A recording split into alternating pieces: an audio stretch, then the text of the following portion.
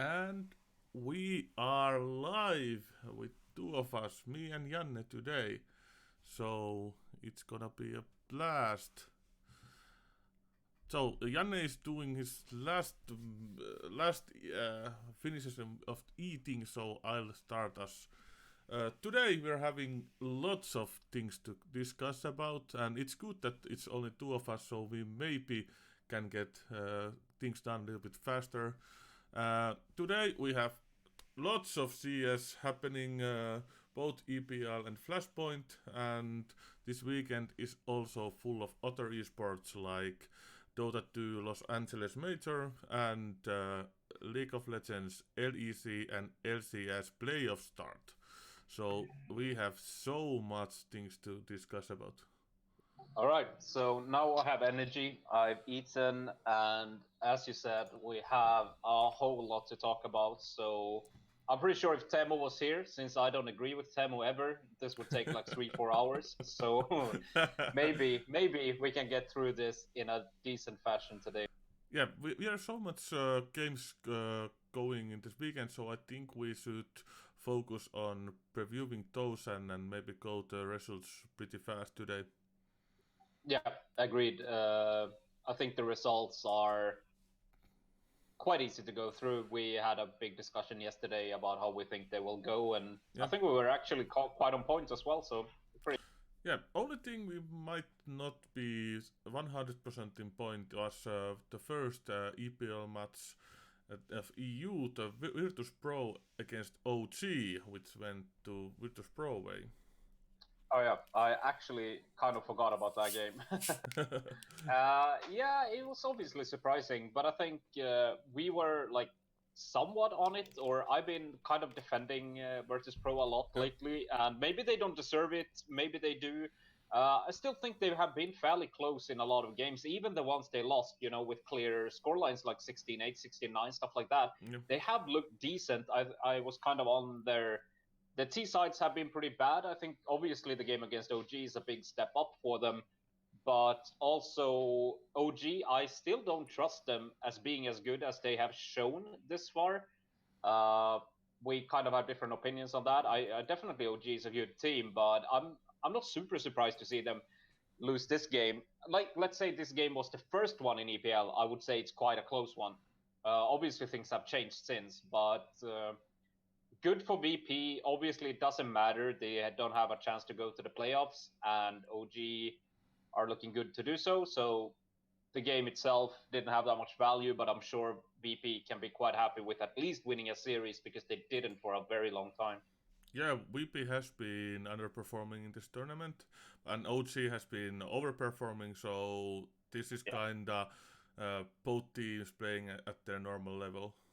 I would say so. It's at least way closer to it. Then it feels a little bit unfair against OG to say it's their normal level because they have been doing so good. It's a level they have been playing this year, so they have promising signs, but they haven't been the top 10 team of the world this year. So this tournament has been a step up for them, but they are in contention with Virtus Pro and other similar teams. So this actually, and this was a close series after all. So yeah, this was very close, and as you said, I mean, OG, this is more of their normal level. It's going to be very interesting to see how well they can perform the rest of the year, of course. But they still have to prove themselves for me to, let's say, put them like clearly in even the top 10 right now. I think they are, with these results, they are kind of there, but time will tell if they can actually keep up that form. This is actually just a few series online, with that said. Yeah, and this makes the score pretty interesting for this group. Now OG, G2 and Mousesports are all in 9 points, and FaZe Clan is at 6. Yes. Everybody has one game left, so... So actually, hang on. What is the situation here? Because OG plays FaZe, G2 and Mouse plays each other. So okay, OG are safe. Yeah, they are safe, but they might go to places 2 and 3, which means one extra game for them to get to like real part 2 of the tournament. It's kind of crazy. With that said, I mean, let's say OG does end up in a 3rd place here. That's quite a it's a big swing for having the great start they had. So let's see. The FaZe OG match is gonna be hella fun to watch, at least because FaZe have to win, obviously, and I really think still I might give some teams too much credit, but I still believe FaZe is better than their results show. And if FaZe wins, they are pretty much through to top 3, because they have round difference same as G2 and way better than Mousesports. So the win should be enough. So because they should have positive round difference if they win the game. Well, that's of course, the thing, right? It's not guaranteed, but it's probably they will have, and G2, even if they lose, they probably will lose their round difference. So it is very likely, yes. So I think for now we can see at the situation as if FaZe wins, they are through. If OG loses, they are through. Like it's an interesting situation. It can get mixed up, but that should still be the outcome if there's no crazy, 16-2, 16-3 stuff like that, right? Yeah, definitely. But yeah, maybe we should look a little bit those 3 matches we're having. So FaZe, OG, and most parts G2. We maybe don't need to say anything about Virtus Pro Tailu because, well, it doesn't have any effect on the standings. But what do you think about FaZe and OG? I mean, honestly, I still have to believe in, what I've believed in from the beginning. Sometimes CSGO is a bit random, and sometimes people, of course, our teams have very good days and they have good games, and likewise they have bad days. I really just believe that FaZe is the stronger team. When everything is said and done, I still believe that FaZe has shown a lot this year, and they are on point in my opinion. I think they are good on all maps basically, which is something quite rare today because teams have often like a few very bad ones and a few good ones. But I think FaZe overall is really strong on all of them, and OG I'm like a broken record, but for me they still have to prove themselves a little bit more, and we saw some flaws obviously against Virtus Pro, and I still believe the losses FaZe have had are quite unfortunate against both G2 and Mouse. They need to work on that. They need to close out maps, which has been an issue, but I would favor FaZe quite heavily here. I think the odds 1.4 might be a little bit on the low end, but I think 1.5, 1.6 is definitely fair for FaZe. And for me, it's hard to see OG actually winning here. Just even looking at their past results, I just really believe that FaZe is strong.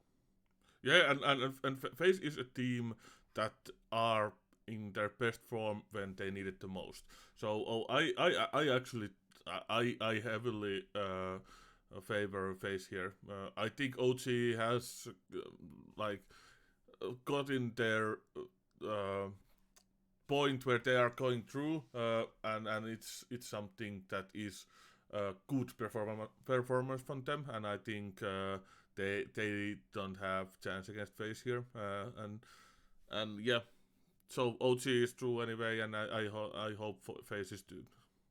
Yeah, definitely. I mean, I just want to add that too. I really, really want to see FaZe go through because I think they can do a lot of damage in this tournament, and it's kind of sad that if that happens, then it's Mousesports or G2 who doesn't move on. But I still believe FaZe is. I can't see FaZe as the 4th strongest team if we take these 4, So I really want to see them move forward, and I think it will happen as well. Yeah, and then we have Mousesports and G2, and this is pretty much must win for both of those teams.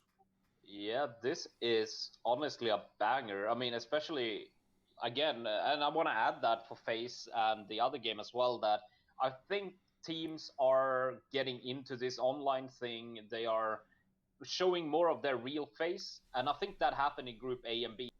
We Yep. saw teams like Navi, Fnatic, Astralis as well, I believe.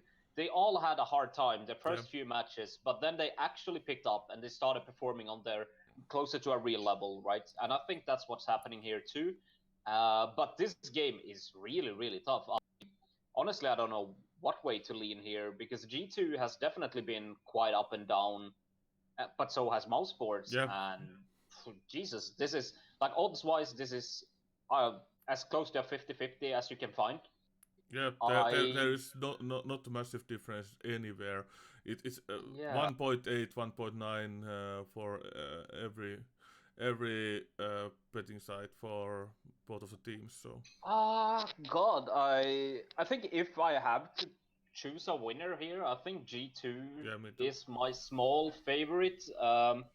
I think they are just more stable. I feel like most are very up and down. They can be amazing, but they have too many off days, and especially some of their players. I think Chris J has a hard time sometimes. So does Frozen. I think Voxic and Robs are their pillars to stand on, but the other ones can fail them. I think G2, on the other hand, is a little bit more complete as a package. And also, Kenny S is playing amazingly. I've never seen him in form like this. And I Yeah, just have to give them a small edge, but it really, really is small. yeah, and interestingly, these teams are playing very different maps as their like favorite maps. So pretty much, if one team has big win percentages in one map, the other one has the lowest one in the same map. No. Both of the teams are not playing overpass, so we're not seeing overpass. But other than that, they play pretty much every map, and they have very big differences in their win percentages in those Well, maps. So the map picks will be very big thing in this matchup. for sure. I think there's an interesting point here, though, with map picks, because most sports have really favored picking Train, and Mm. I don't think they have performed on Train. I have a feeling they won't pick it today, but I think if they do, it's a mistake. Likewise, I think G2, they are really forcing that Dust too. They are picking Yeah, it every single time. Uh, I believe they will do so today again if they get the chance. yeah, But that, in my opinion, might be a huge mistake because Mousesports is definitely not a bad Dust 2 team. yeah, Their record on Dust 2 is good. yeah, and Kenny's form is so good, and Mm. AVP is so important in Dust too. So I don't know. This is really tough. Honestly, I think it's very likely actually that we will see once again because this happened a lot where teams win each other's map picks. I think this is like one of my favorite candidates for it to happen. Mousesports yeah, winning G2's map, G2 yeah, winning Mouses, and then we go to a third. yeah. I like it's crazy to say it shouldn't work like that, but that's how it's been all the time in ESL Pro League this far. So I really believe that the huge chance for that to happen here. I think there is big possibility that we see Train or Vertigo as our third map, and it would be Yep. banger of a game. That's going to be very interesting if it happens. Either of those maps between these two is going to be a very interesting story. Yeah, But yeah, this is a cool game. Definitely look forward to it. The only thing I don't look forward to is having 3 games at the same time because I want to see yeah, both of these fully. yeah. But that is actually in good thing in this group because these teams don't know how OG phase is going to end, so they don't know if they are safe or not. Because if Yeah, phase loses, they are safe, and this has no meaning.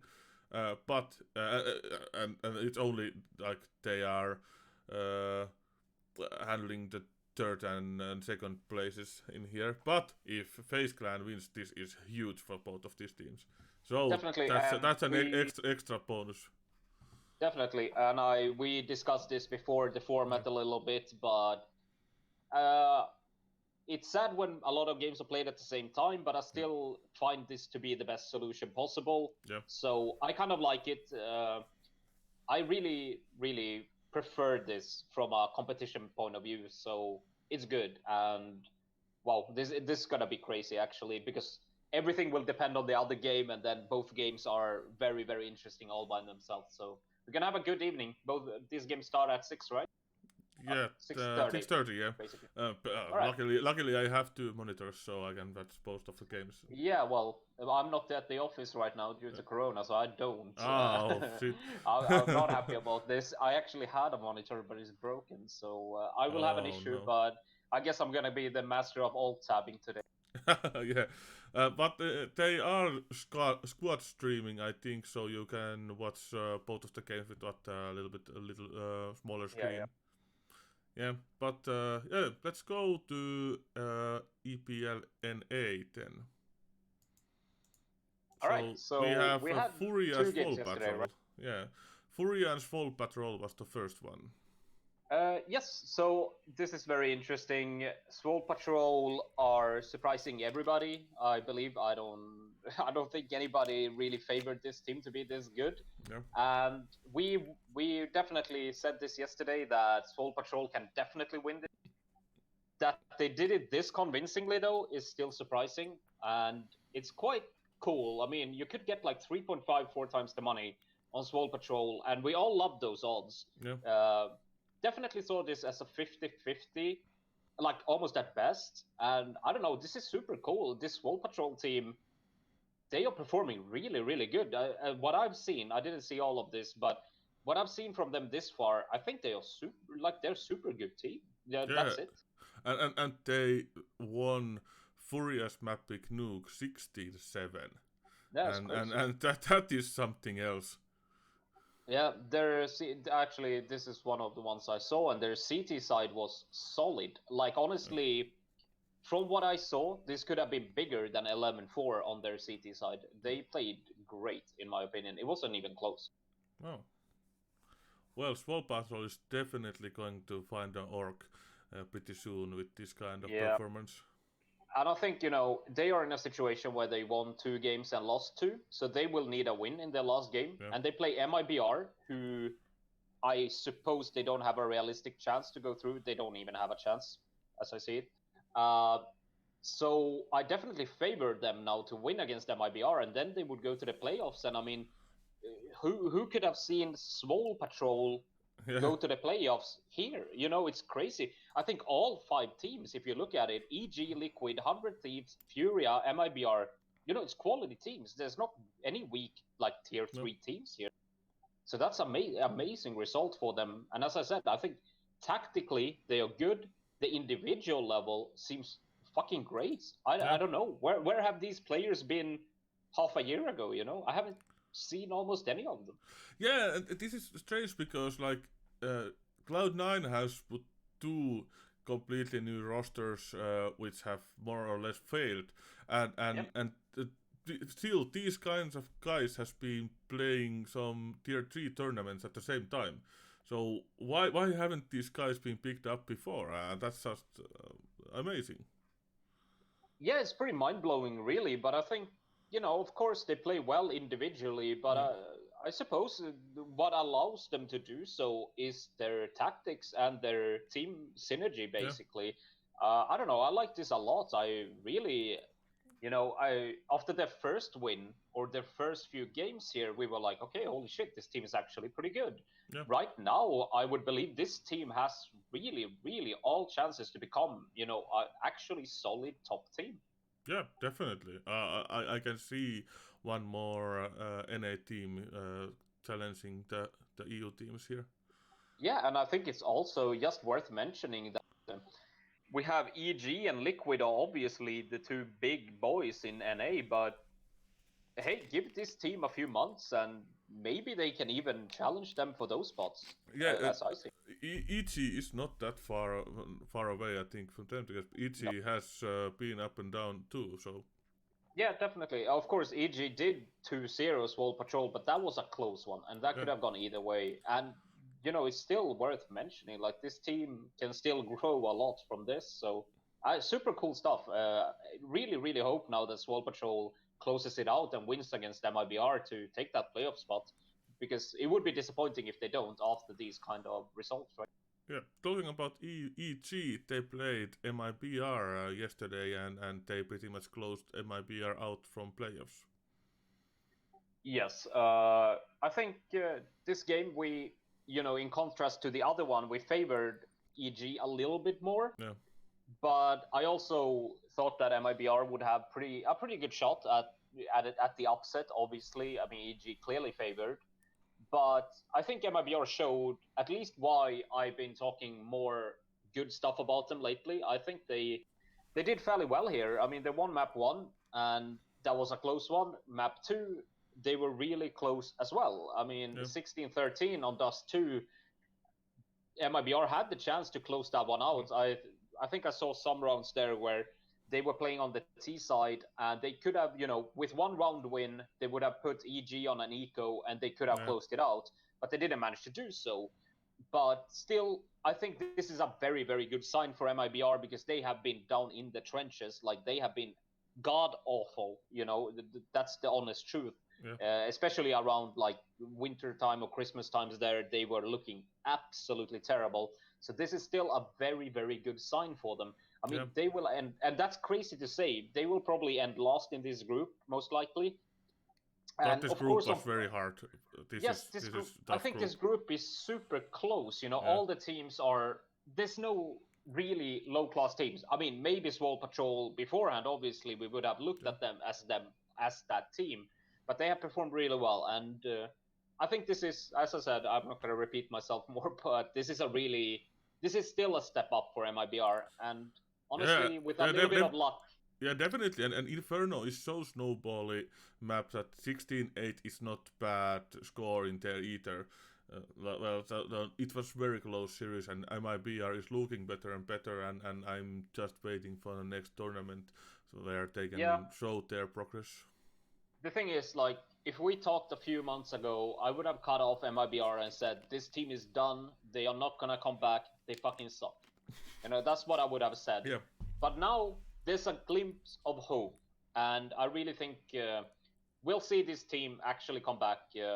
Honestly, at this point, I have been the advocate for them making changes for a long time, but now I can actually say, this team should probably stick together, work it out, work really hard, and you will be back. Maybe not back to, world beaters, but still back to being a solid team, let's say, in the top 10, right? So, looking better and better. So, that's a good sign. Good sign for them. And I think we should go and check out the games for this weekend. Actually, for today.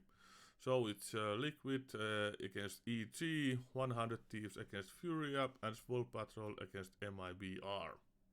Yeah, so I guess the last one there, Swole Patrol, MIBR, we kind of already talked through, or I went on a rant here. So if we go to the Liquid EG, this is quite interesting. I think both of these teams have been looking good and looking bad in certain games this far. But historically, Liquid, I don't know why, but they always seem to beat this team. It's almost like a mental block on the EG side. It's been a year now, while looking at just some of these results, right? So 1 year, we have 1, 2, 3, 4, 5 series, and Liquid has won all of them. And of course, that is at one point when Liquid was a really, really strong team. They were world ranked number 1. Yeah. But it's also at a time where EG was the number 1 ranked team when they went on a really good run. And it just seems like Liquid, for whatever reason, always wins this series. And I believe they will do so now again. Yeah, they will need to win, because if they lose, they are in danger of dropping out from the playoffs. Yeah, so very, very interesting matchup. This is obviously, classically the number 1, number 2 NA battle, right? But I think EG has to stay, once again, they are going to be number 2. And Liquid is going to bring this home. I do think it's going to be close. It usually is close between these two teams. But Liquid is just, in my eyes, a little bit stronger. And the historical factor, which I usually, by the way, don't like, seems to matter here. Yeah. And EG is through the playoffs anyway. So they don't need to win this. Liquid needs to win this. Yep. It's still gonna interesting matchup, but hard to see EG winning. Yeah. So another one that has big implications is 100 Thieves and Furia. Yeah, super important game. Obviously, they're both on 6 points, and for what it's worth, there's 4 teams on 6 points now. So this is gonna be completely deciding. This is like a final type of game where winner goes through, loser doesn't. And I am not too sure about this one. What do you think? I don't know. I actually liked 100 Thieves before this EPL, but I don't know. They have not been very convincing in my eyes in EPL, so I don't know what to think about. Furia has overperforming, 100 Thieves has been underperforming, and if they both are played in their own level, I think 100 Thieves is better team.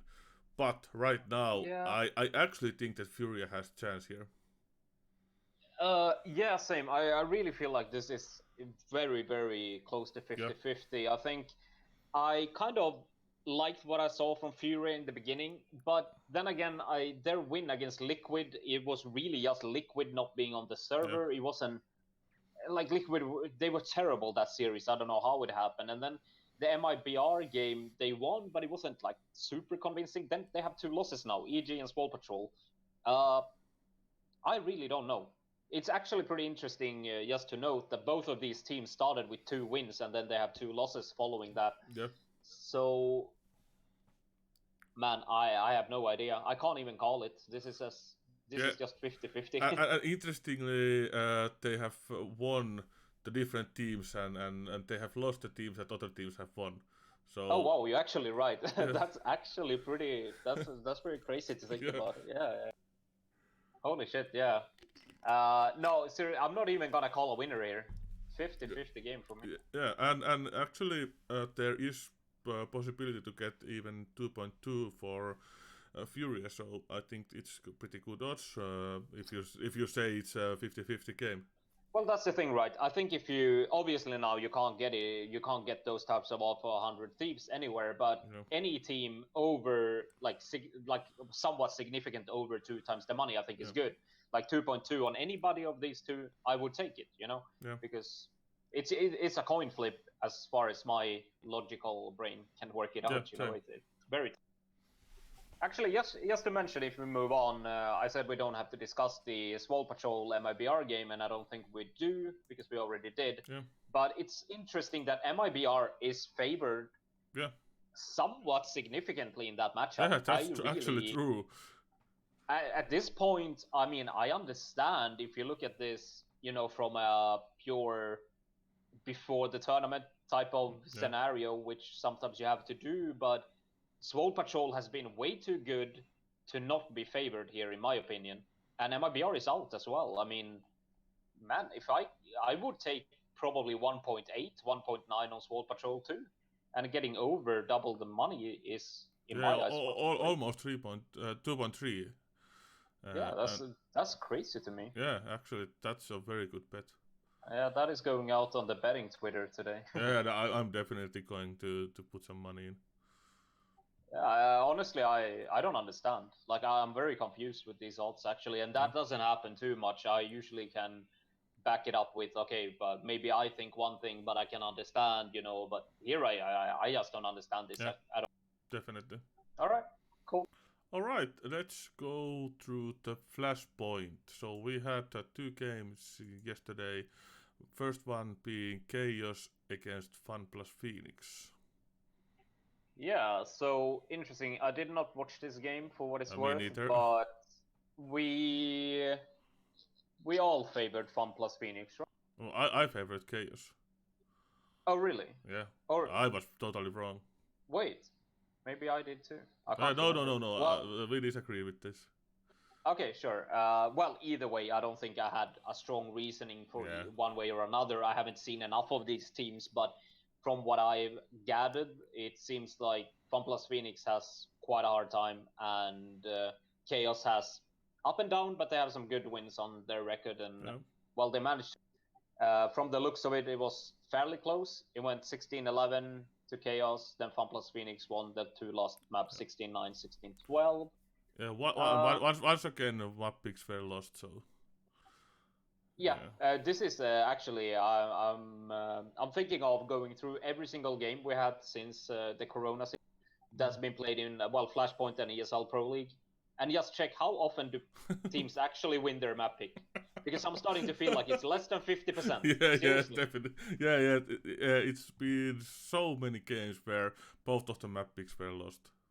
Yeah, it's getting to a point where there has to be a logical reason somewhere, and maybe I heard some thoughts about people basically working more on anti-stratting the other one's maps than they work on their own maps, and the picks are a little bit strange because it's online. I don't know, but it's That getting a sounds bit very very interesting actually. yeah, I don't know. I'm just getting curious because it happens so much, Yeah. way more than I've seen in the past. Well, either way, back to the game. So this is a very, very big. No, I was looking at the wrong thing. Sorry. So Chaos has now lost 2 games, and that should mean that they are out of the competition. Yeah. So this was a very important game for them. It was likewise a very important win for FunPlus Phoenix, since they didn't have a win since before either. Yeah. But that at least gives this was the lower bracket game, so yeah, loser is out. Yeah. Of course. You're right. I need to follow this Flashpoint more than I am. Yeah. Sadly, I'll be honest and say I don't. But okay, so that's interesting. Maybe we should move on to the next game. Mad Lions and Contact, which is the upper bracket final. All right, so here I think at least we were in agreement that Mad Lions should have this in, and well, they did, but it's what the fuck? It actually went to 28-24. 28-24. How many overtimes is that even? Is it 1, 2, 3? It's 4 overtimes. Yeah, 4 overtimes. Yep. Interesting. Actually, now I regret I didn't watch that. I always like to see these, 4 or 5 overtime games. That's fun. But all right, so let's look at the game. I think obviously favored Mad Lions big here.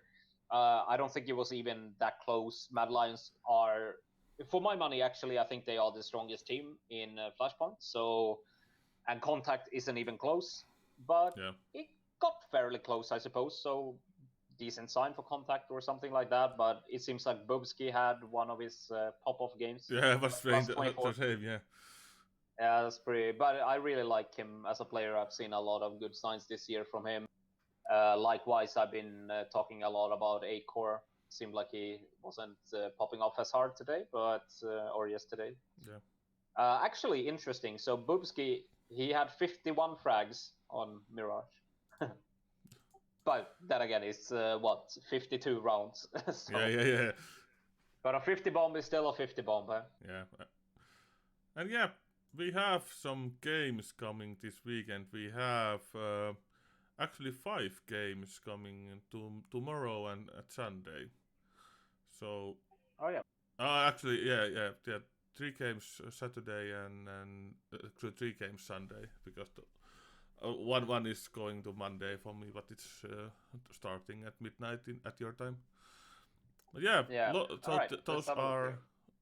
So there is lots of Flashpoint happening, and it's actually good because EPL is having their games today, and Flashpoint is having tomorrow and Sunday. So there are no clashes with these matches. Yeah, that's definitely nice. If I'm going to be honest, I think, like I said, I haven't watched Flashpoint nearly as much as I've watched ESL Pro League, but I really think now when we are getting, towards the end, and especially when we get to the playoff, I think the games are going to be really good, because there are definitely some, higher quality teams here as well, and I don't want to underestimate them by any means. But the first parts of this has been a little bit of a drag for me personally, watching some teams that basically just are a little bit weaker when I can instead watch tier 1 teams. That's just how I see it, and this is something people argue and fight about a lot on Twitter, so I'm not going to go too much on a rant about that. But maybe we should have a look at the games then. Quite quickly, maybe. Yeah, let's look at. We don't have opponents for every game, because those are the final games of the groups. But here are the 3 decider games before the 3 final games. So Cloud9, Envy, Dignitas, Gen G, FunPlus Phoenix against Contact. They are game fair. Winner goes to final and loser goes out. So let's go All to right. C9 Envy. Yeah, I mean, this is very interesting. I think, Cloud9 is the one team I've been speaking quite a lot of good stuff about, and Envy not so much. The interesting part is that Envy won a series against Cloud9, what is that, about a week ago. So I don't know how that happened, because it's basically one of the very few series Cloud9 has lost. So maybe Envy knows what Cloud9 are doing. I don't know, but I definitely have to favor Cloud9. Yeah, even though that happened last time, I don't see another way here. Yeah, the game was the first game of this group, so that put Cloud9 to losers bracket, I think. Yeah. Yeah, Cloud9 quite a big favorite for me here. I think the odds are on point though, around 1.5 on Cloud9 sounds fair. So Agreed. nothing much. I wouldn't bet on them, but I wouldn't bet on Envy for these odds either. So it's a wash. Cloud9 are my favorite. Yeah, let's go to Dignitas and Gen G. All right, this is actually interesting. So Gen G, again, I've said it many times, I thought they would do better here than they have, because I really saw a lot of good stuff from them like a month ago, but they haven't really impressed me. However, they did play Dignitas earlier, and they did win 2-0. It was a very close game, though, and that one I did watch all of it. I think the good sign for Dignitas comes in form of... I mean, it's just one game, but the Orgles game, I really think it was good for the team. That Getright was playing really, really well. Yep. And Forrest was also, in my opinion, on his good side. He usually is. He is the best player in this team. But he really looks like to be in form. And I guess I'm favoring Dignitas slightly, even though they lost 2-0 last time. But this is very much a 50-50 game for me. Yeah, I would say like 55-45 to Dignitas. I actually think that their game against Orgles was something that changed their way of in this tournament. They performed very well, and I think it carries on the Gen G game too. I feel exactly the same way, and I think it's quite interesting that you can get like 225 on Bet365 for an example. That's very good. I think like 2.0 would be debatable, maybe not, but 225 I think is definitely worth it. It seems to me at least like Dignitas are getting their shit together a little bit more, and on the other side I feel like Gen G maybe not so much. I didn't think they performed very well in the MIBR game. I mean, they lost, but a loss is not always the end of the world, you can show good stuff even though you lose, and I don't really think this Gen G team is turning out the way I thought. I thought they would improve and actually become a solid, good team, but they struggle. So yeah, and interestingly, both of these teams play very much the same maps. Mirage is the only one that Gen Z plays and Dignitas doesn't. But other than that, the teams play very similar map pool, so it's gonna be interesting to see. There is again big chance to see big maps loses for teams. Yeah. Either way, very very interesting series, and I look forward to watching this. I think the Dignitas team, I don't have very high hopes for them. Honestly, they are performing better than I even thought. Yeah. And but it's fun to see them play, and also from what I can gather, this is not some retirement home where they play for fun. They actually take this very seriously, and they are trying to do their best and actually become a legit team. So very interesting. Looking forward to it. And those who don't know, the Dignitas roster is the old NIB with Guardian playing with them in this tournament. So they are full of old superstars. Yeah, this team, imagine this team like 5 years ago or like 6 years ago. It would be the top of the top, the cream on top, basically. So that's pretty cool. It's a fun project. I really, really hope all the best for them. It's just hard to see them, becoming a really, really solid, good top 10 team or something like that. It's hard, but it would be amazing if it happened. Yeah, but they definitely can be top 20, even top 15 teams in the world if they get their things together.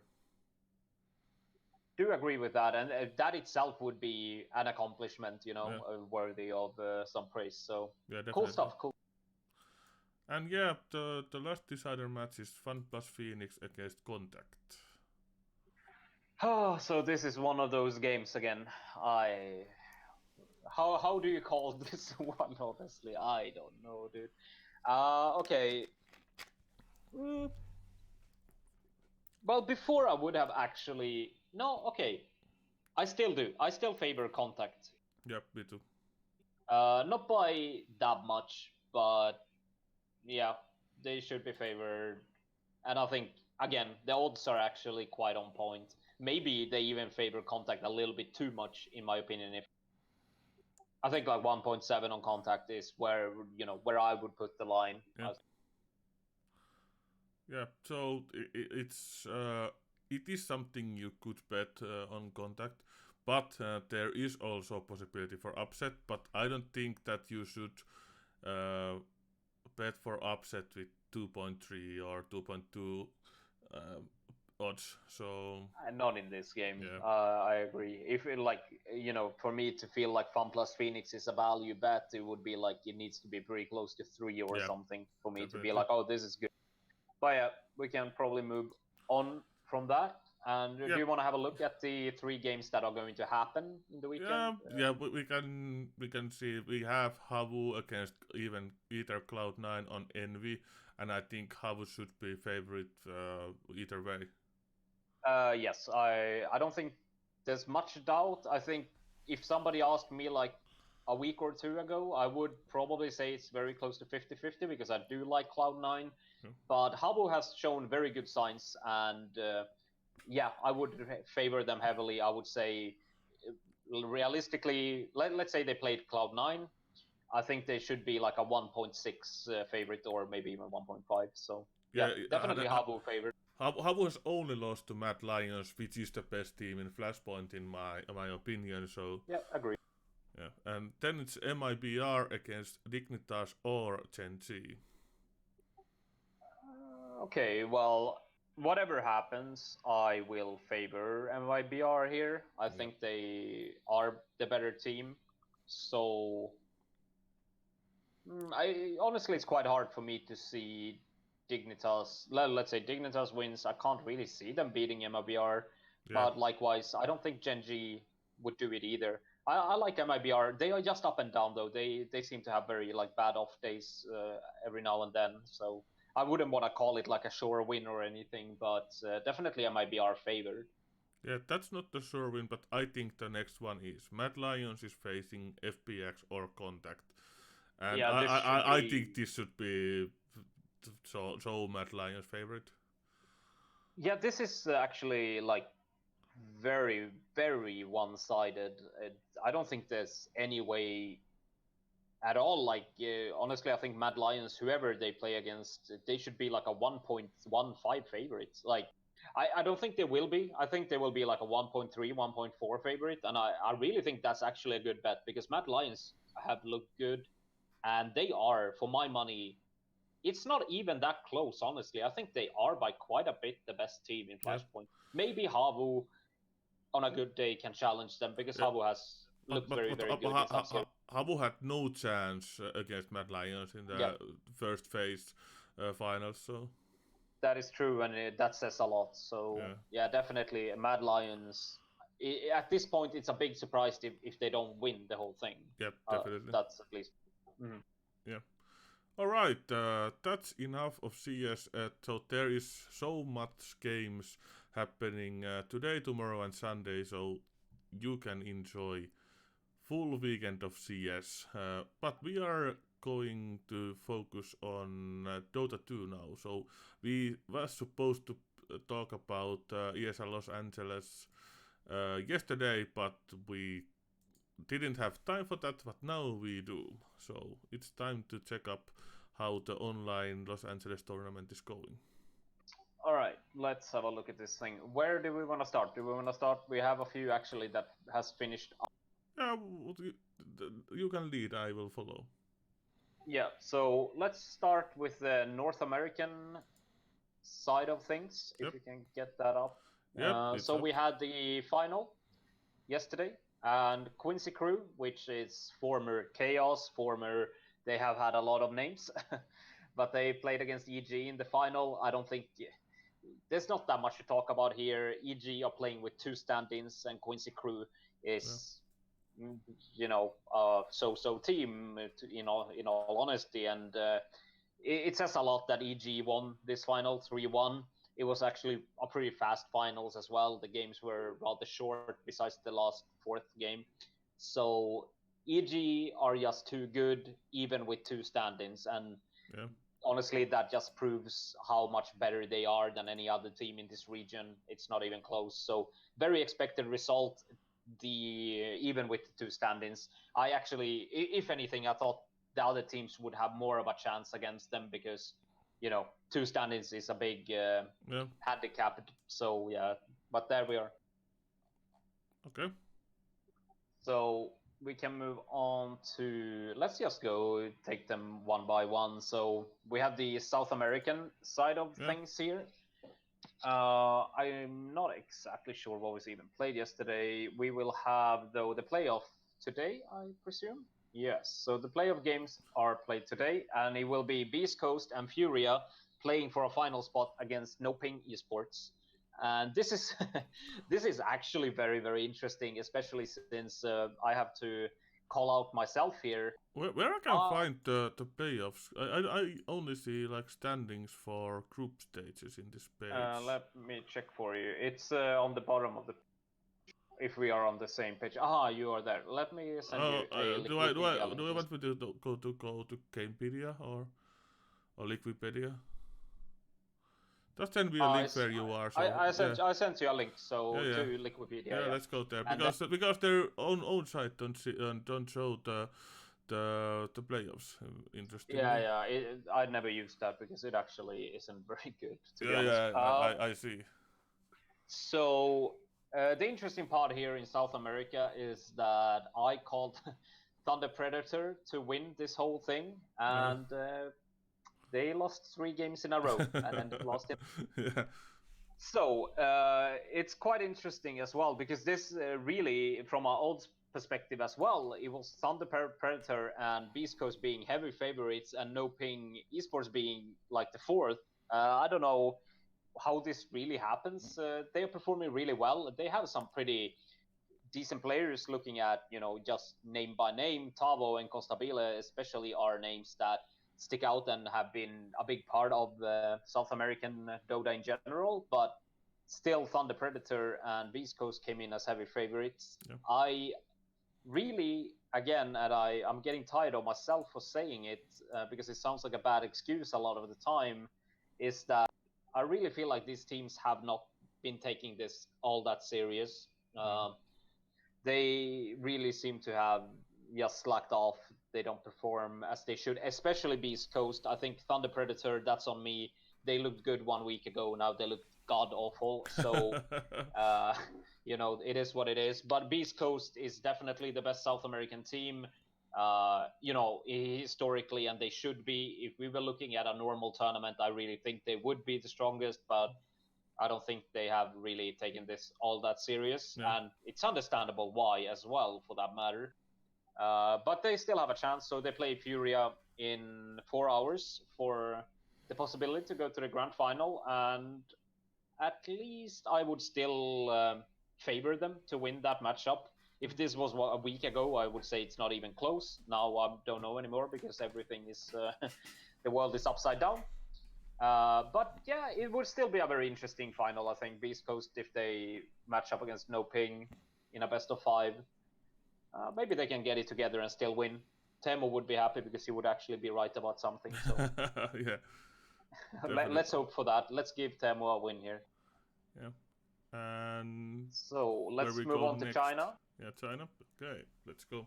So this has been a very, very strange thing as well. We basically have, like, Beach Gaming is the number 1 or the number 2 team in the world if we look at rankings, past results, everything. we have IG or Invictus Gaming, who have been, at least for my money, a top 5 team in the world.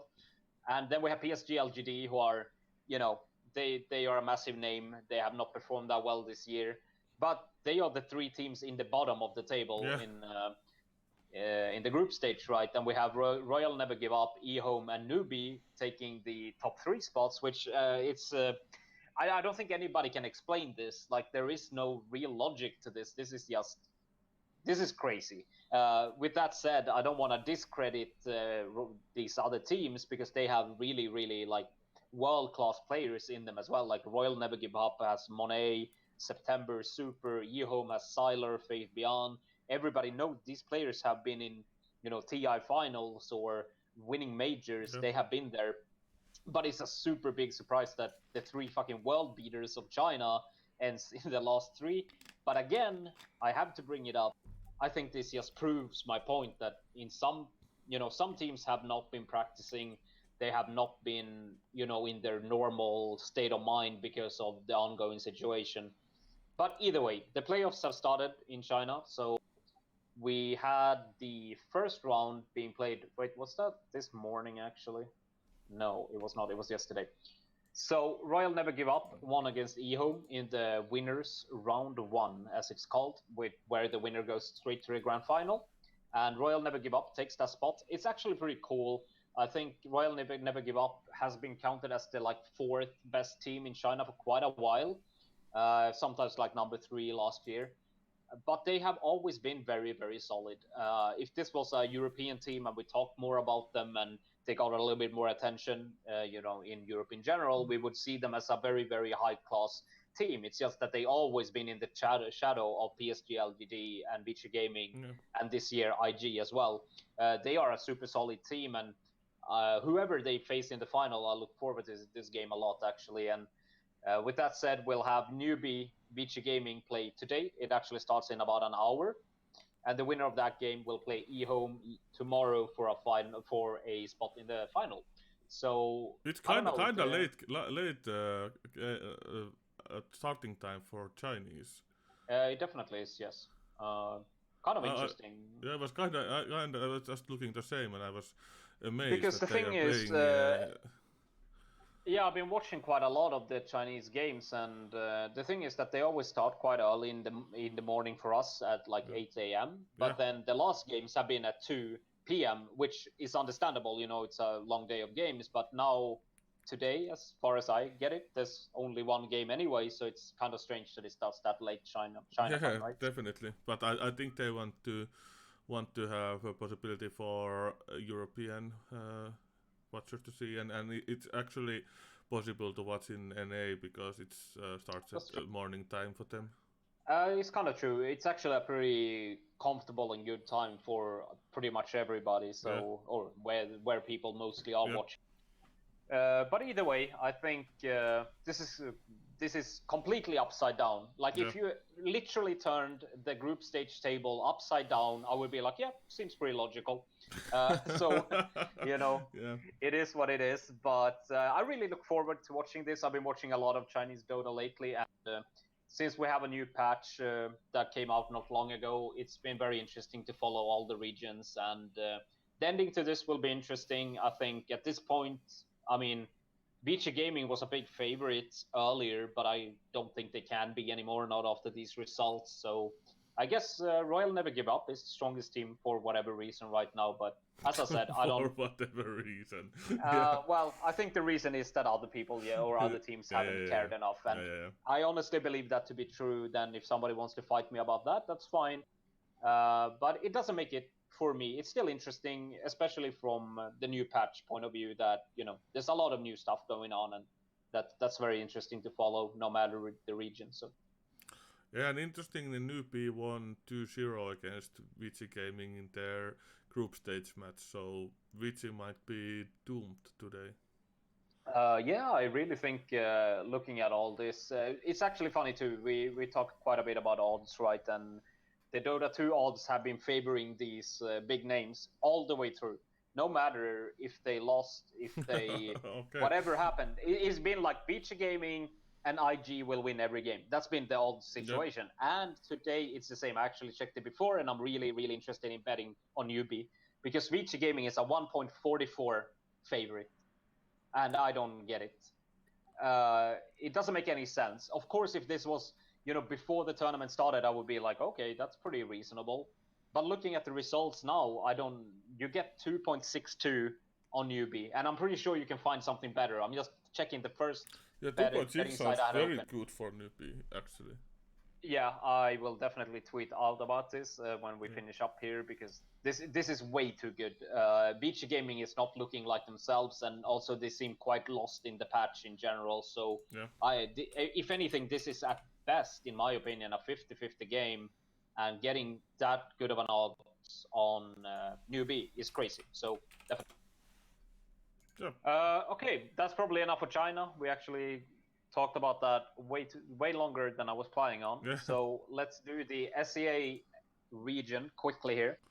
Yeah. Yesterday, we basically ended the discussion, the same as North America. So we had one game between Boom and Fnatic that led into the final, and I would say expected that Fnatic wins, even though it's been a little bit of the same situation here, where Fnatic has not looked as good as we expect them to, even though all of these teams, I really want to say, I think all of these 4 teams from SCA are actually really good, and they could all perform well in a normal major if it was played like it's supposed to without the corona thing, right? So, but then it does seem like Fnatic did get their shit together in the final because they won 3-0. So here, this is a little bit of what I've been talking about a lot now, that Fnatic has probably not practiced enough of this patch, and after a few games in the group stages that were pretty bad, they got their stuff together, and they are a better team than all of these 3, just by their skill level, by their team play. But it takes time with a new patch to understand what to play, how to play it, how to counter the enemies, whatever. And I think this is a case of where Fnatic learned by playing a few games, and in the end they get to show that they are the best team in SEA, because they are. And worth mentioning, and they did play almost as much as possible, because they played 2-1 series throughout the round robins and playoffs, only winning the Geek Farm with 2-0. So they played maximum amount of games, and it shows that they learned something from there. Definitely, and I mean, the thing is this, right? And now everything looks good because Fnatic won this, but if the format, for an example, was different, you have a group stage and the 2 best teams play a final, that could as well be the format, then they would have been lost, or they would have, just failed completely in everybody's eyes. So again, I don't think this is, I don't really take weight from this too much. This is not a major. This is not where teams look to perform their absolute best. And I think we can't really judge. We can't judge teams all that much based on these results. However, I want to add that since we have the EU and CIS region starting their games tomorrow, I think that's a little bit of a different story, since we have more teams, we have more of a proper tournament set up, people, and these teams really, the rivalries are big. So I think that's the one region where we will see more, a more normal level where people really want to perform their best. Yeah, and actually this is the hardest region to get invites. So they definitely want to get invites to the future tournaments, so they want to succeed here. Yeah, I don't think we need to go through too much of the whole EU and CIS region. We can obviously mention that OG will not play with their complete lineup once again, sadly, because their players are located in SCA and they can't get back home. So Seb and 33 will stand in for the team, which is sad, because I think everybody looked forward to seeing OG back with their full lineup, and especially playing Enigma in the first game. But that will not happen now, so sadly. But everybody else, as far as I know, I think there was some team who will have. Yes, so NIP will play with a couple of stand-ins, but okay, and And let me just check. Alliance has the new roster. Yes, so Alliance, we still are waiting for Alliance to announce their 5th player, but S4 has joined the team once again. Really fun news, I think, for most people who like Alliance.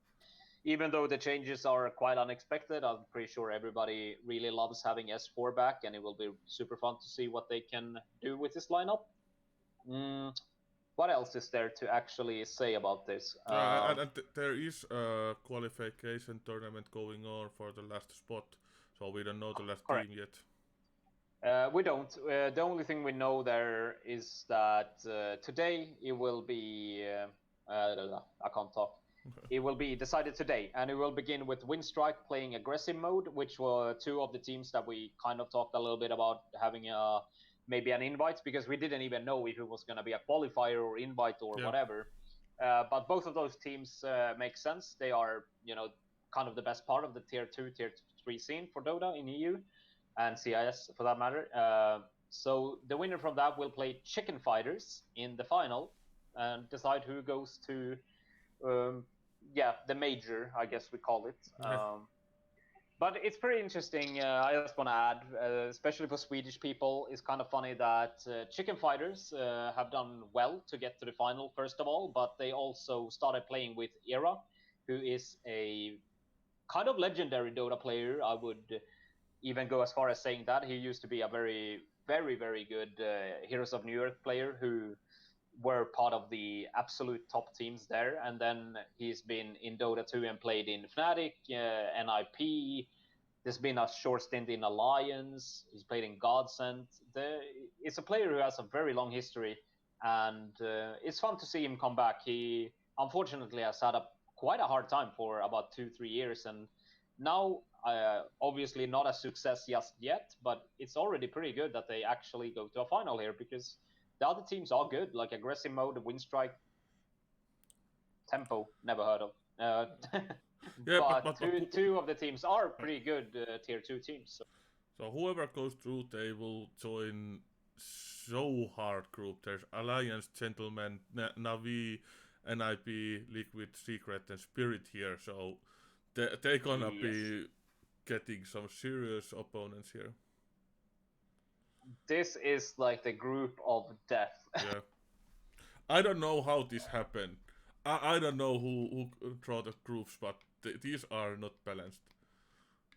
They are not balanced for shit, actually. But I really believe that if it wasn't for OG playing with a weaker lineup, it would be a little bit different at least. Yeah, I think Gambit is definitely a pretty good team. Hellraisers have been good lately.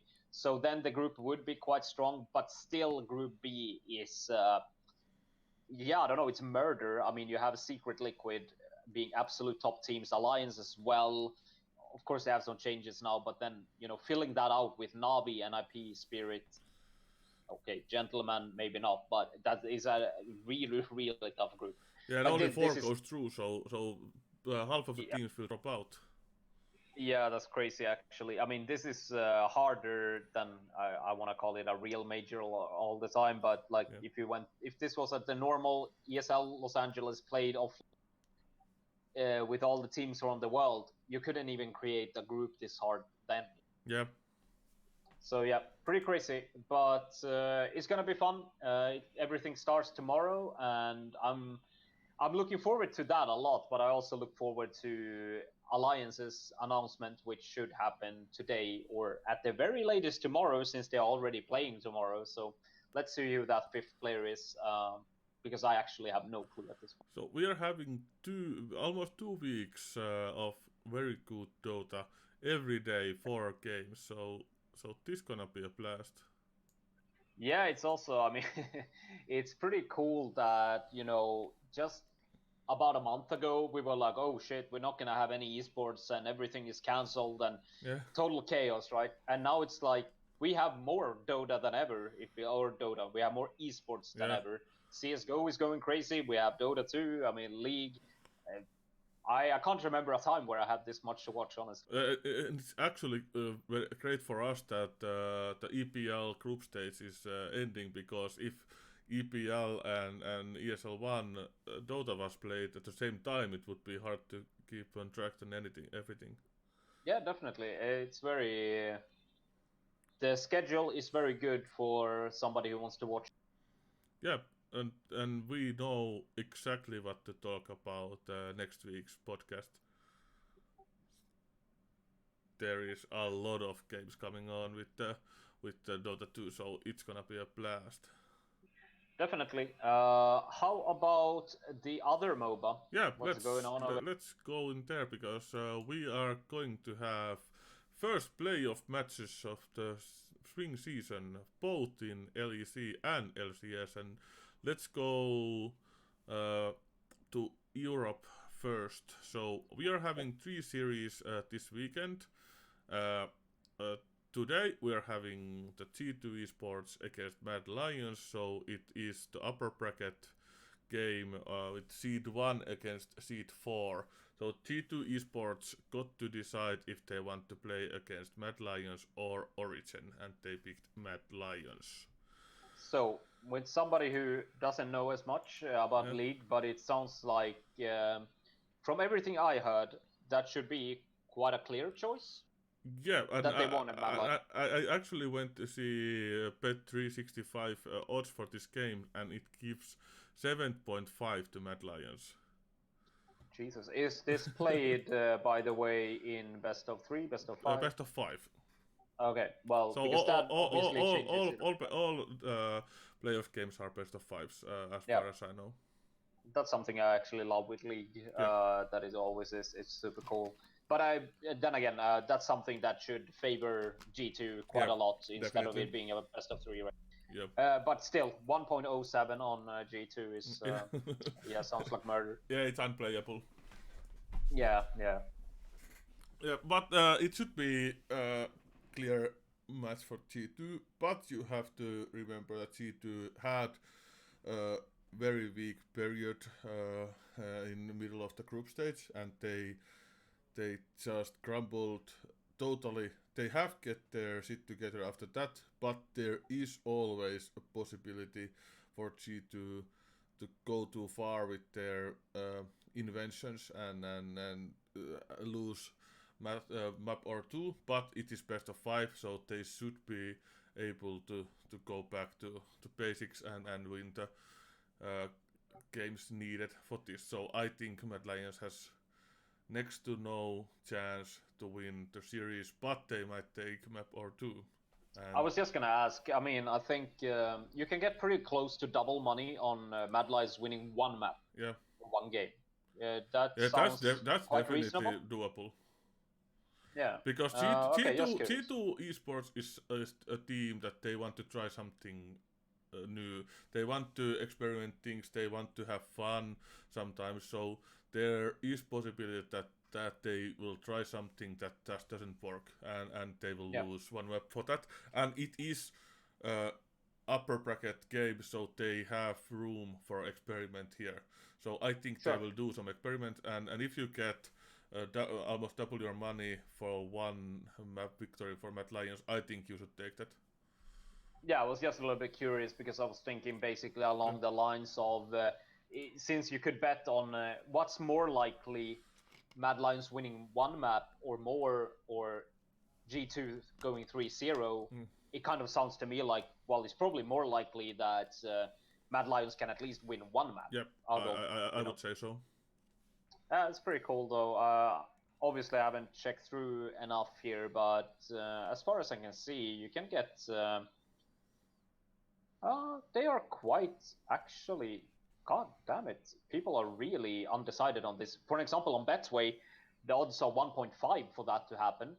So 1.5 for over 3.5 maps, which means basically, realistically, Mad Lions winning 1 map is 1.5. But on Bet365, you can get 1.83.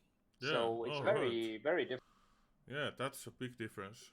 But that also speaks for the odds. Somebody's wrong, Yeah, right? Definitely. Yeah. But yeah, that's interesting. so tomorrow we're having a game between Origin and Fnatic, and this is kinda classic matchup in EU because Origin has originally been born when two of the Fnatic players left Fnatic and put their own team together, and then so this has some history behind it, and those teams has been top three teams for last year and a half now, and so this is really interesting game, and these teams are playing with very different playstyles. I have thought about Origin playstyle time and time again, and they're playing slow and secured and some would say pushy style of League of Legends, and Fnatic is some way similar to G2, that they are doing some goofy stuff in their games, and Fnatic is doing it differently than G2. They come prepared. They have some pocket picks and they have some very weird strategies, especially in level ones. But those are always something you can see that they have played in scrims, and they are prepared to do those when G2 might came up their ideas in the champion select and just okay, let's do this and let's try this. But Fnatic is always more calculative with their experiments, and there is not that big of chance happening that they will just completely lose the map for the experiment. But you can say that Fnatic isn't always the most consistent team. They have their up and downs, but in a good day, I think they are only team that can challenge G2. But in their not so good of the day, they can lose for Origin or even Mad Lions or even like Rogue here.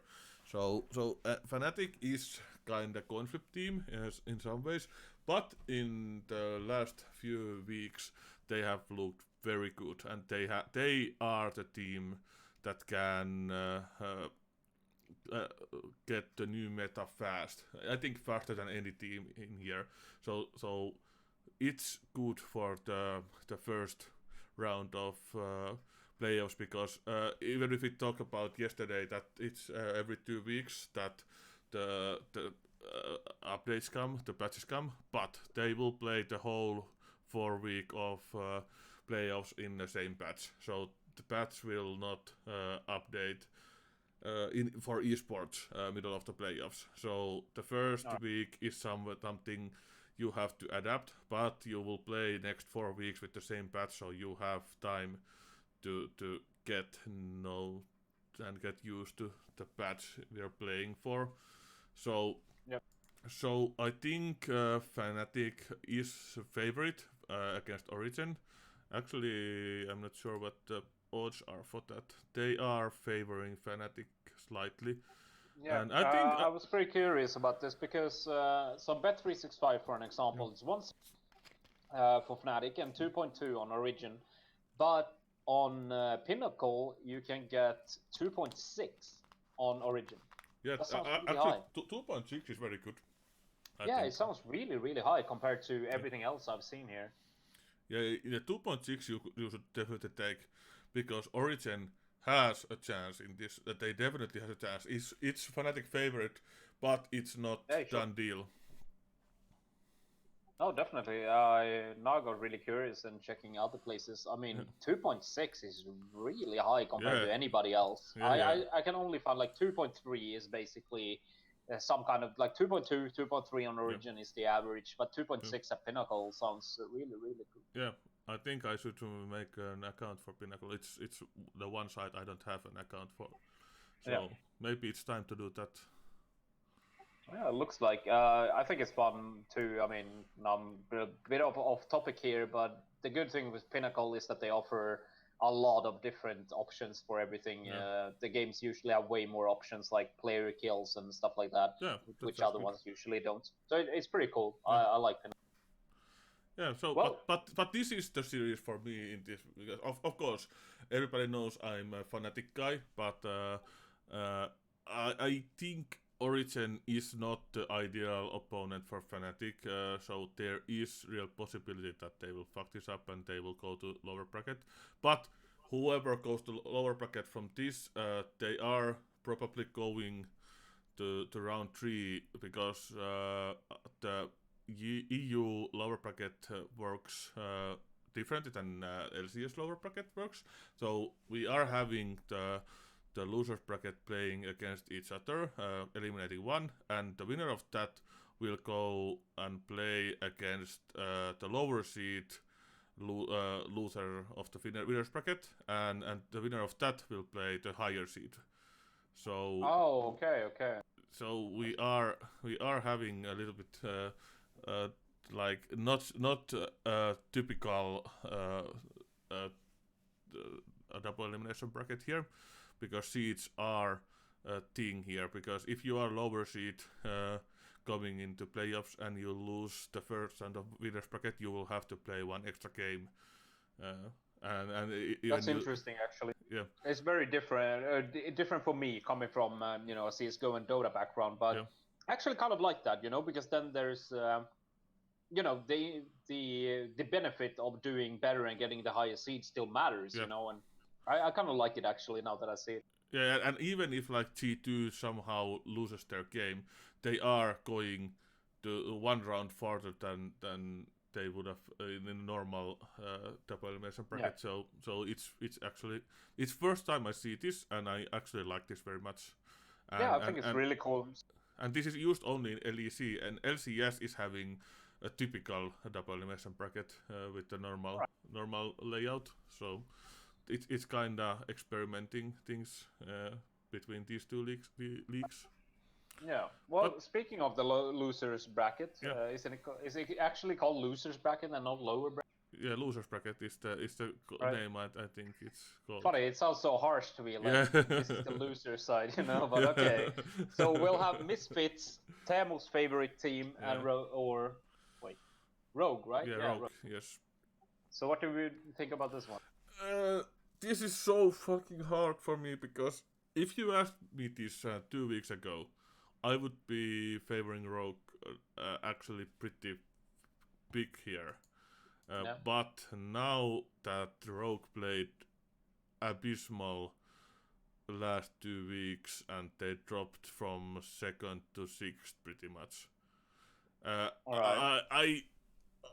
I don't know what to say about them. They were supposed to be the team that goes in Mad Lions place. That was supposed to happen. Yep. And they just I don't know what happened to them. They played bad. They underperformed so heavily in the last 2 weeks.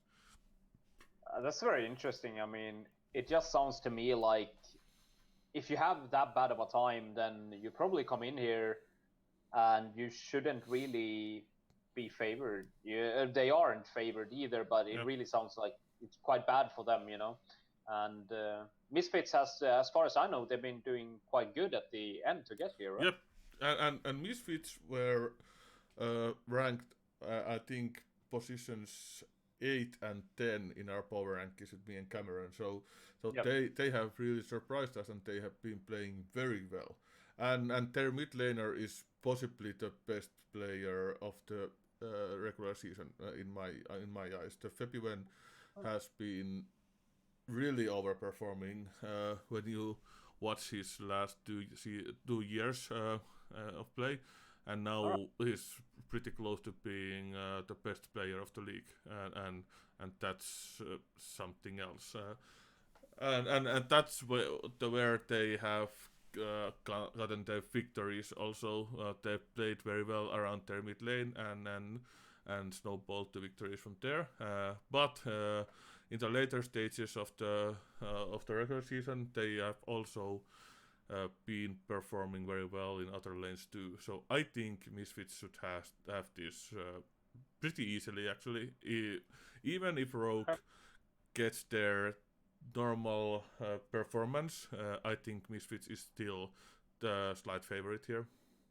Yeah, so I think it's. I mean, as far as I can tell, then we are basically seeing one team in good form playing against a team who's in bad form, Yeah, and also we basically have the surprise against the disappointment, right? yeah, So it just builds up kind of to sounding like Misfits really should have a really really good. yep. And All right. it's actually sad to see Misfits in lower bracket. I would love to see them playing against the best teams in upper All right. bracket. That would have been nice, but their schedule for last weeks were pretty heavy. They played against the best teams and actually performed Yeah. very well against those. But Mad Lions had easier schedule in the last games, and they took it's fair and square, but I think Misfits is actually the fourth best performing team right now. Sure. Well, to wrap up LEC, can I ask you who is gonna win? Okay, which two teams are gonna be in the final, and how is the final gonna end? Just for fun. I think it's supposed to be G2 and Fnatic, and I think G2 will take that. I hope G2 won't because I don't like how they played this season. They are doing so much stuff that maybe isn't something you should do. They are experimenting too much. They are playing arrogantly sometimes, Yeah. that's something I don't like to see uh, happening with a team that is dominant. I would like them to do everything to perform in the highest level, so they will give us good representation in international stage. And right now, Up. I think they are not playing for their full potential. They are, I think, quoting ends, they're having fun, and that's something that might affect their international stage games, as we saw in last Worlds when they faced FPX, and FPX forced them to play in their best performance. They just crumbled. They couldn't get their shit together to play like meta game and perform in the higher caliber. And that's I think that's something that happened because they were playing arrogantly throughout the season and throughout the year. Yeah. So I don't want them to do the same mistakes again, and they are doing exactly the same this season. So I would like somebody to teach them lesson, so they would Sure. be performing in full capabilities in summer season. But I think G2 will take this season after all. Sure. It's very interesting the point you bring up there. I think, as me being the Dota guy, right, we had the same situation with Secret multiple times actually, where they played really, really well during the year and they were the best team, especially in Europe, but probably the world, right? And Mm. they started playing arrogantly. They started, just fucking playing around. I was Yeah, like, take it seriously. Keep on being dominant. Why start being an idiot about it? Do your best, play solid. Do the strategy wise, play like you should, right? And I think the interesting part for me is that this year again we have Secret being a very very good team, and I think they don't do those mistakes anymore. They have basically decided now we take this shit seriously and we do well every tournament instead of coming in playing around or looking foolish basically. And yeah. really sounds like a similar situation, but at least in I feel Secret's part in Dota they have kind of stopped doing that. So but it took years. So Yeah, interesting stuff. But yeah, maybe we should move on to the LCS as yeah, well. yeah. LCS is actually very interesting. There is two games coming up, one tomorrow and one at Sunday, and those are best of fives too. Yeah. So we are playing only upper bracket in this weekend because they are having the usual lower bracket where the losers of the winners bracket will go against uh, those two teams who are placed in lower bracket. So tomorrow we'll start with EG and FlyQuest, and Sunday we have Cloud9 against 100 Thieves. And those three teams, 100 Thieves, Evil Geniuses, and FlyQuest, they all had to play tiebreakers to see who is second, third, and fourth seed in this playoffs. And the EG was the winner of that tiebreaker madness, and 100 Thieves is the seed 3 and FlyQuest is the seed 4. But even so, Cloud9 picked the seed 3 to play against, so they are playing against 100 Thieves. And this is actually something I want to talk about, because this is a thing that has been in everybody's lips for the last few days. And why did they do that? And I have an answer for you. And I want to talk about C9 100 Thieves first, even if it's the Sunday's game. Cloud9, sure. They are. I can show the rosters. I can show the roster because it's not working. But yeah, Cloud9 has the best performing mid laner of the league, Niski, and 100 Thieves has maybe the worst performing mid laner of the league. With his name Ryoma, and even so 100 Thieves has been playing very good because they are having very strong bot lane, very strong top lane, but Cloud9's victories has come through mid lane and jungle synergy, and they have so much better mid jungle synergy than 100 Thieves has. Ryoma has no freaking chance to play against Niski in the mid lane. He will get crushed, and I think that's the reason why Cloud9 want to play 100 Thieves, because 100 Thieves has very significant problem in their game, and it's a mid lane, and that should be something that Cloud9 will take their hit on, and they will just crush 100 Thieves because of that.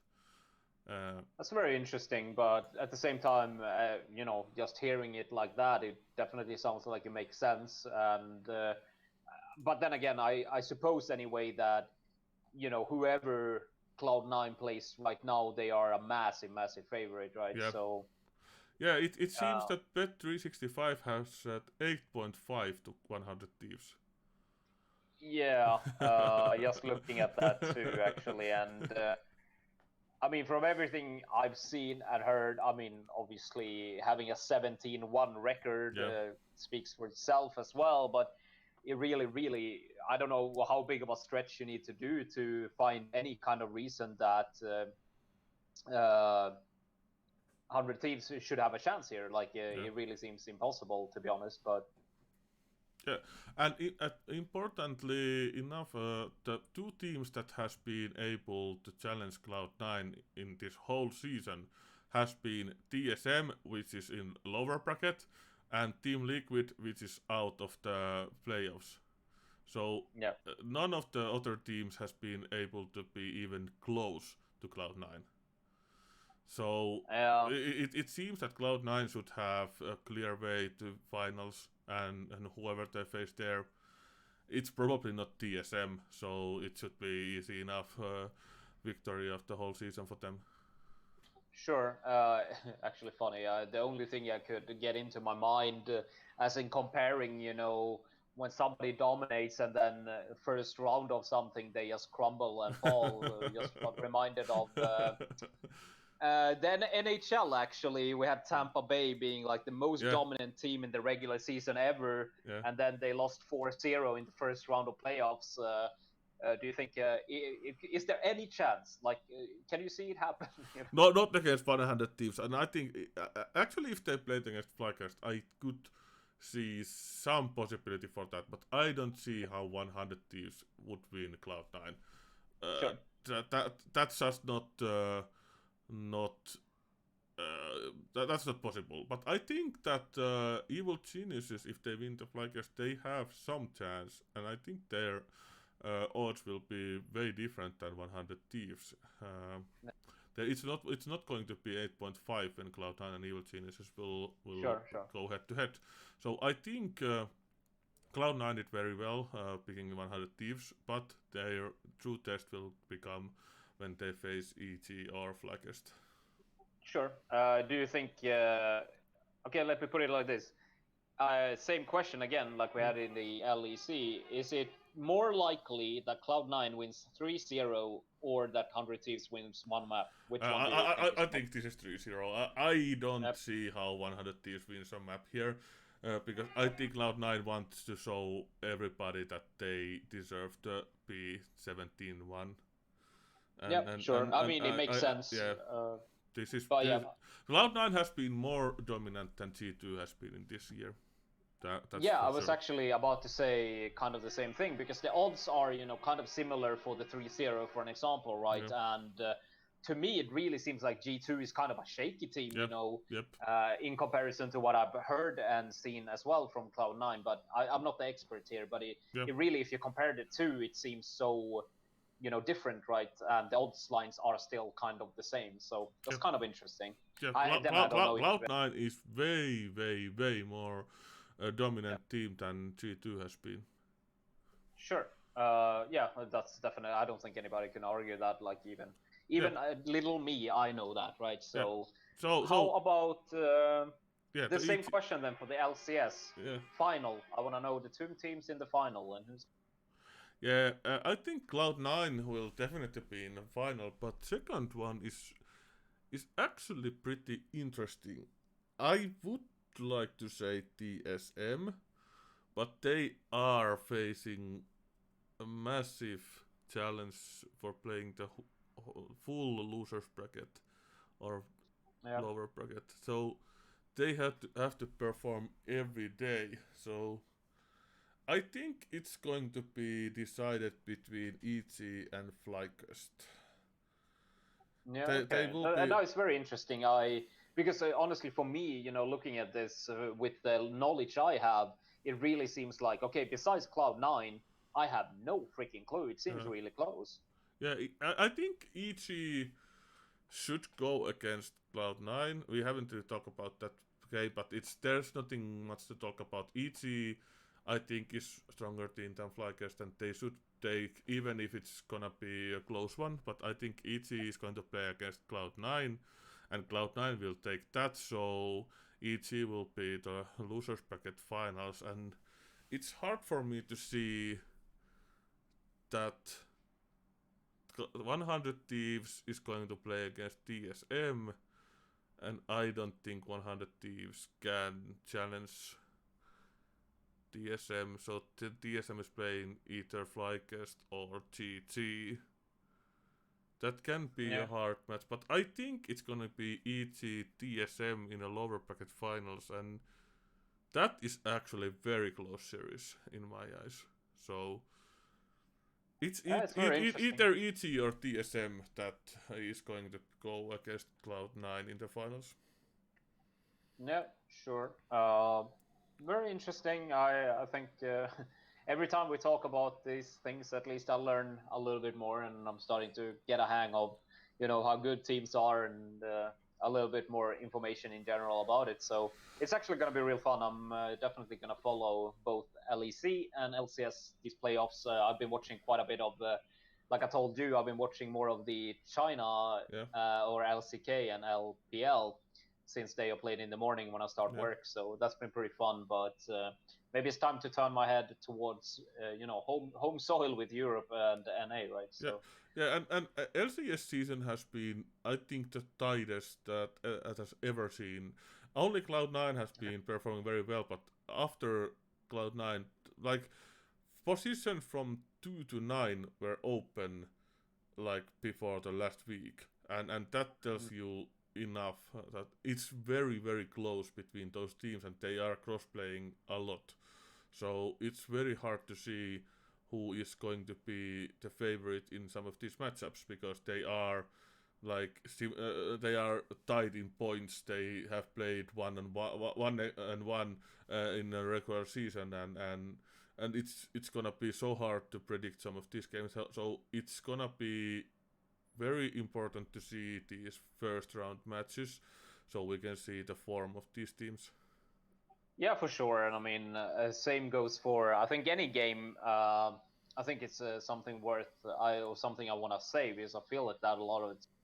We obviously do a lot of predictions here. I mean, we predict stuff daily. You know, like 10 games here, there. You know, like for example, LCS. If it's that close in the group stages, and there's really sometimes not much to base the logic on, because seriously, sometimes it just comes down to how good do they play that day. You know, there's no information to base a very informative decision on, right? And that's also something that we a lot of times, as we do betting tips, have to figure out that if there isn't, the two teams are very equal. They both have failed. They both have done well. It's the same story for both teams. But then you have one team that's 3 times the money and another that's 140, right? Then you have to go with the big odds, but that doesn't mean you will win more than 50% of the time. But it's still, the odds lines are sometimes interesting in that sense, right? So yeah, and that's something that's very close to my heart, because I'm usually very quiet when we are predicting things. Sure. If I haven't watched those teams played in last 1 or 2 games, because I don't know like how their games are looking. I hate to predict solely watching the statistics of the teams. Yeah. And this is something where like me and Teemu are arguing about, because Teemu favors the statistics way more than I do, because I want to watch how these players play. I want to watch how they do things in tight situations and things like that, and to see like how are they performing in certain situations, and I want to do my predictions with those kind of information. Of course, statistics is one thing, but I hate to do predictions solely watching the statistics. 100%. I mean, I agree on everything you said. I think personally, I feel like I'm somewhere in between. I use a lot of statistics to determine things, yeah, but of course. Yeah, you have to. Statistics still lie a lot, And I think, especially since we've been talking a lot about, for example, CS:GO lately, statistics for CS:GO can be very, very, they can lead you astray, basically, because sometimes a team loses a map 16-2. And sometimes it really doesn't fucking matter, teams will do that. And for an example, we have, if 2 teams play one map one day, then they play the same map 2 days later. The result can be 16-2, and then it's 2-16. It happens, and statistics are very easy to get fooled by, is what I want to say. And for an example, like a game can be close. It is 16-10. It can be super close, or it can be not close at all. So definitely the case, and for MOBAs as well. I think there's so much more to it, and the depth is so much bigger than just statistics. But I guess a combination of both is what you need, really. But one thing I hate is looking player stats in CS:GO, because sometimes you can play, especially in CT side, you can play B side alone for 15 rounds, and the opponent is going to A side in every single round. So you only have like retake situations, and it will fuck up your statistic, because you maybe get like minus 15 because of that. And you only play one against 3 or 1 against 4 situations, and it doesn't show good in your statistics. And if you only look statistics, you don't know where are these teams attacking in the map. If A side 100%. Is working for them, they will go there every time. I think, I think it's important, and I think that's why, at least from my point of view, I've been trying to bring that up a few times when we talk about CS:GO. Of course, statistics sometimes speak a story, but sometimes they don't. For an example, we were just recently highlighting that LXCB played a great game, and he was -5, through the series. But that doesn't mean anything, really. He played great. He clutched when he needed to. He did what he was supposed to and more. But then, like you said, on the CT side, on one map, I remember, I think the opponent went there once, and the rest of the rounds, he saved his weapon, or he was on a fucking eco, It's like, it's impossible to tell sometimes. But that's an interesting topic. We probably should save that for like a 1 hour discussion with Tim. I think so too, yeah. if there is quiet day of esports, just bring up this topic, and we will Yeah, I have think a so. No, but full it's very podcast. interesting, and there's so much to say. I mean, and honestly, it's one of those situations where you can't really say that one thing is right and one thing is Yeah, wrong either, definitely. because the answer is somewhere in between. So, Yeah, and we all do our work. Is it analyzing? Is it predicting? Is it writing? We do it differently, and we value different stuff, and we work like we can get out different things on looking at the stats or looking at the games, and not everybody can analyze the games even if they looked at. They can't like read the subtle things well, in the that's the thing game. too, right? For example, that's what I wanted to say earlier. If we look at the Cloud9 game that's upcoming in LCS, you know, there is a world where they lose 3-0. Yeah. You know, it happens, but there is no logical way to describe that before. Nobody can predict that because there's absolutely nothing that tells you that would happen. But that's also the case with any sport. I think this is not only esports, this is every sport. Upsets like that, they do happen. Yep. And there is no logic. You can't explain it, you know? Yep, definitely. So, I don't know. Interesting topic. Let's save it. Yeah, let's save it. And I think it's time for us to wrap things up. Yeah, it's been... We're closing in on 2 hours, by the way. Yeah, hour and 40 minutes or something like that. And it's way longer than we usually do these things. Sure. But yeah, there was a lot today, so hey. Yeah, I was prepared for this. I knew we won't get this done within an hour or so. Sure, definitely. Yeah, but have a great weekend, everyone. Watch lots of esports and do some betting. And if you gonna bet for the first time or want to improve yourself, we have lots of betting guides in our website, and we have betting Twitter to give you the best tips available. And for sure. And I was just I'm searching here. So the betting Twitter, I'll link it in chat if anybody's interested. We try to do tips as often as possible, but for the reasons we just discussed, we can't really put out tips every single day, because if we don't find anything we think is worth playing on, then obviously we don't tweet about it. We don't tweet for fun. We tweet when we think we can actually find some good. So this Twitter will be very active, especially during this weekend, because there will be a lot of games from many different sources. So if you're interested, follow it, and any questions that we might not cover in our guides, we obviously can answer there. Yeah, definitely. So do so if you're interested. Yeah, I think this is all for today, and we will see again in Monday. Same time, same place. Definitely. See ya on Monday. See ya. Peace.